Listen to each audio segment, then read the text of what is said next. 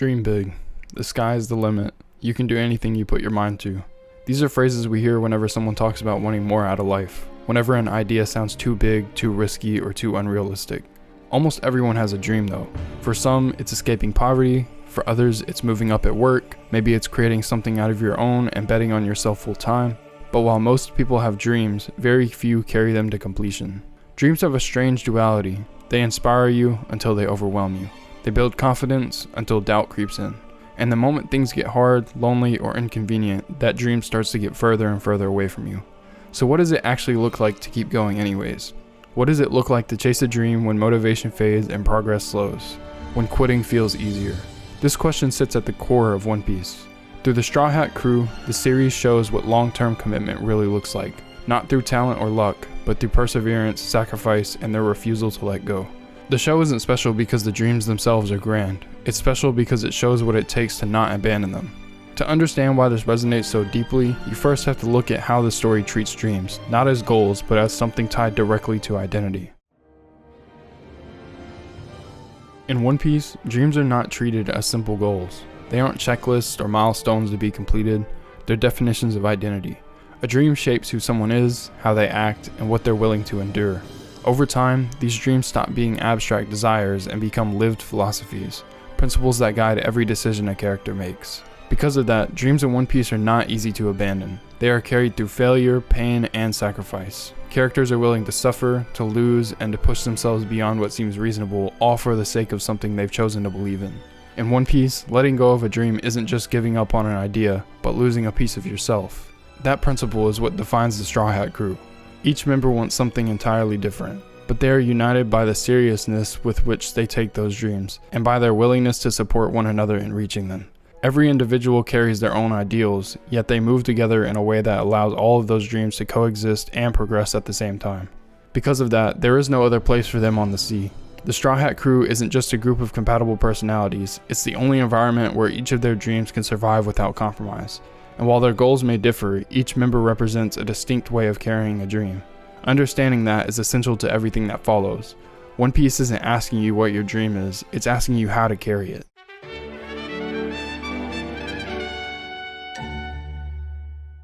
Most people approach their dreams with a plan. They try to map out the steps, calculate the risks, and figure out what they'll need to do if things don't work out. Planning feels responsible and makes it feel safe. But there's another way people approach dreams too. One that looks reckless on the surface. Instead of waiting for certainty, they commit first. They trust that the details will reveal themselves through action, not preparation. Monkey D. Luffy is a clear example of this mindset. From the time he was a child, Luffy never treated his dream as a possibility. He treated it as a fact. Becoming the Pirate King isn't something he hopes will happen. It's something he fully believes will happen. Because of that, he never built a backup plan. He didn't wait until he was ready. His only plan was to go out to sea and figure it out along the way. Luffy has no safety net or alternative path, just complete faith in his decision and unwavering focus on becoming king of the pirates. Every step forward is driven by resolve rather than certainty. What Luffy shows is that dreams don't require certainty or perfect preparation. They require full commitment. And that idea carries into real life. You will never feel completely ready to chase something meaningful. There will always be more to learn, more to prepare, more reasons to wait. But every day spent waiting to feel ready is a day not spent gaining experience. Commitment creates momentum, not the other way around. And once that commitment is made, that's when the dream begins to test you.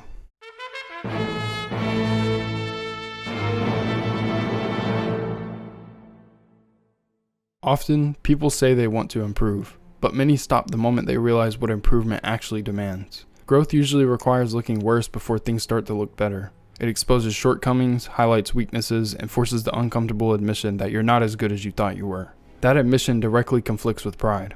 Improvement doesn't just ask you to work harder, it asks you to confront your ego. It asks you to accept inferiority, even if it's only temporary. And for most people, that's where progress stops. But one character who crosses that line is Roronoa Zoro.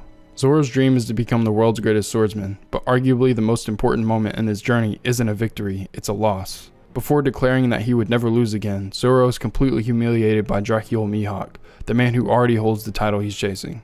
Mihawk defeats him effortlessly, using a blade smaller than Zoro's own hand. That defeat doesn't break Zoro, it strips him down.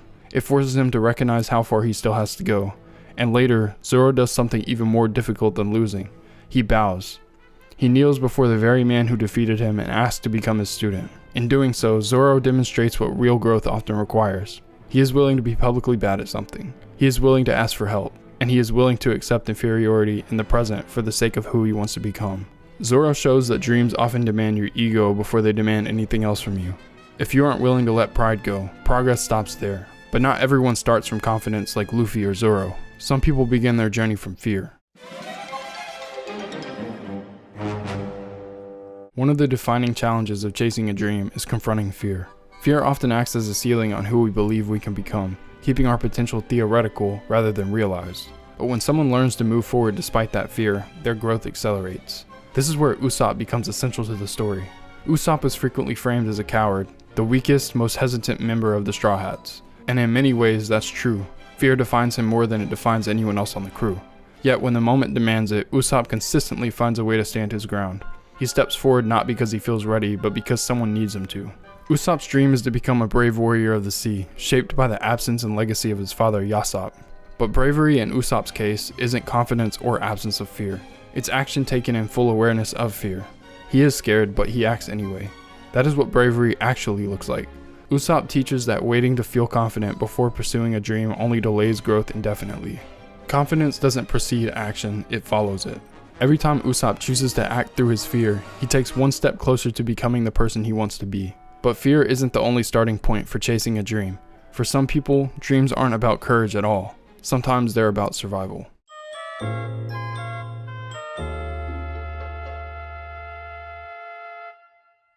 Most people form dreams out of desire, others form them out of necessity.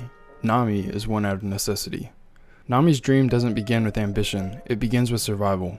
As a child, she is forced into servitude under Arlong, working as a pirate in an effort to save her village. Her talent for map making becomes both her value and her curse. She's given an impossible choice: watch her village die, or work for the very people who destroyed her life. To protect those she loves, Nami accepts the role of a traitor. She allows herself to be hated so that others can live. Everything she does during this period, the stealing and lying, isn't driven by greed, but by necessity. And in the process of staying alive, she develops the very skills that would one day allow her to chase freedom on her own terms. Nami's perseverance marks a quiet transformation. She moves from doing what she must do to finally doing what she wants to do. Her dream isn't abandoned during her time under Arlong, but instead shaped and strengthened by it. Nami reflects a group of people whose dreams begin not with passion, but with the need to survive. Too often, survival is mistaken for failure, mistaken for stagnation because it doesn't look like progress. But staying afloat is progress. Survival can be a phase of the chase, not a sentence that traps you in place. And not all dreams are born from ambition. Some are born from pain.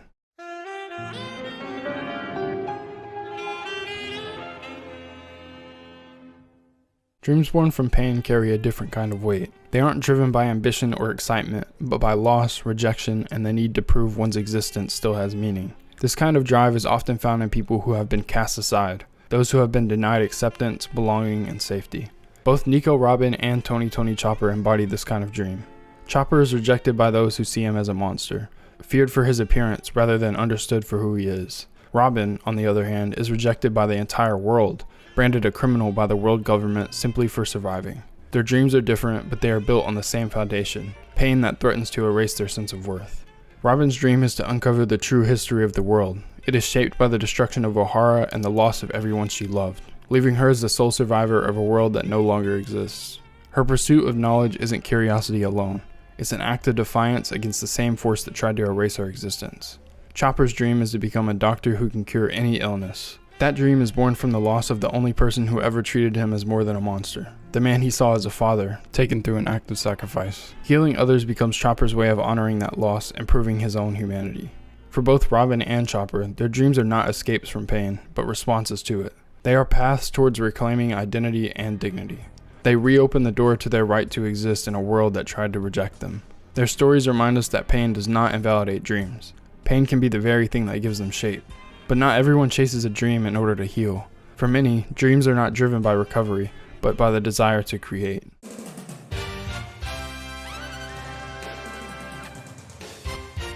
Some dreams don't grow out of fear, survival, or pain. They grow out of creativity, the desire to build something that lasts. Franky and Brook embody this kind of dream. While their goals are very different, they are rooted in the same impulse, to create something that can be carried forward. Franky's dream is tangible. He wants to build a ship capable of sailing the seas, A ship strong enough to endure battles, storms, and hardships. A ship built to carry his crew all the way to the end of the Grand Line. His dream is about pride, creation, and craftsmanship. Brook's dream is quieter, but no less powerful. He wants to reunite with Laboon and keep a promise he made decades earlier. His dream isn't about building something physical, but about protecting a bond made across time. While Franky creates through construction, Brook creates through memory and loyalty. Together, their dreams show that not all ambition is about personal success. Some dreams are about legacy, about leaving behind something that survives circumstance, time, and even death. A ship that reaches the end of the world, and a promise that refuses to fade. And in that way, some dreams are bigger than the self.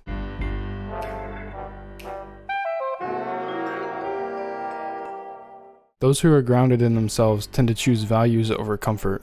They hold to what they believe is right, even when doing so creates tension, discomfort, or personal loss. Instead of choosing what is easiest or most convenient, they choose kindness, integrity, and principle. These kinds of dreams often place people in direct conflict with established systems.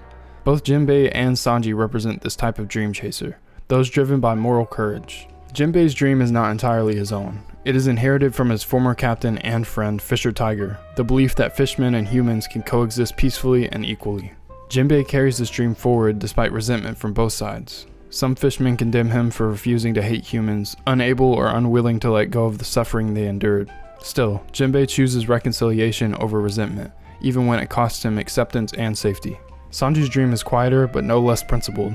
He seeks the all blue, a place where all four seas meet, creating a paradise of ingredients and possibility. It's a dream many dismiss as childish or impossible, something he's repeatedly told doesn't exist. But Sanji refuses to abandon it. In a world where the impossible becomes real, he sees no reason to surrender belief simply because others are comfortable with doubt. Sanji's values cost him as well. He renounces his status as a prince, willing to let go of power, wealth, and security in pursuit of a life that aligns with who he wants to be.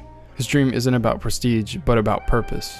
Both Jinbei and Sanji show that integrity often demands sacrifice. Choosing values over comfort can mean losing status, safety, or approval. But for those who carry dreams rooted in moral conviction, those losses are worth the cost.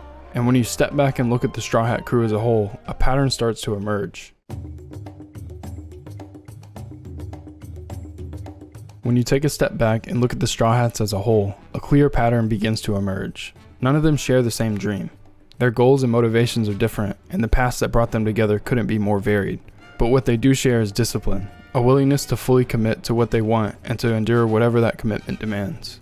They share a long-term mindset, a willingness to suffer without immediate reward, and a refusal to quit once they've chosen a direction. These are traits found in people who take their dreams seriously, regardless of what those dreams look like.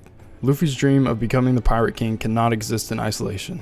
It requires a crew that embodies those same principles in different forms. A swordsman chasing absolute mastery, a navigator capable of mapping the world, a warrior who steps forward despite wearing fear as a cloak, a cook driven by kindness and conviction, a doctor who heals not for glory but for purpose, a historian whose knowledge is essential to reaching the truth itself, a shipwright who builds the vessel that carries them forward, a musician who ties the crew to its past, and a helmsman whose dream reaches beyond himself towards equality and coexistence. Each dream supports the others. Each role fills a gap that cannot be filled by another. And while they may reach their goals individually, they move towards them together, lifting one another up, enduring hardship side by side, and progressing at the same time. This is the final truth One Piece offers about dreams. Dreams don't remove hardship. They don't make suffering disappear, but they give suffering meaning. They justify the cost, and they make the long journey forward worth continuing. One Piece shows that dreams don't always promise happiness. They're chased for many reasons: hope, survival, healing, ambition, but what they offer isn't comfort, it's meaning. The series never tells you what you should dream about. Instead, it shows you how to carry a dream, how to endure the hardship that comes with it, and how to keep going when things become difficult. Nothing in life is smooth sailing forever, but there are ways to make the weight lighter. For the Straw Hats, that weight is shared. Each crew member fills a gap another cannot, strengthening the whole and keeping the ship afloat when it matters most. Their dreams don't remove struggle, but they give them a reason to face it together. And that's the real question the story leaves you with. Not, what is your dream? But, are you willing to live in a way that honors it? And that answer can only come from you.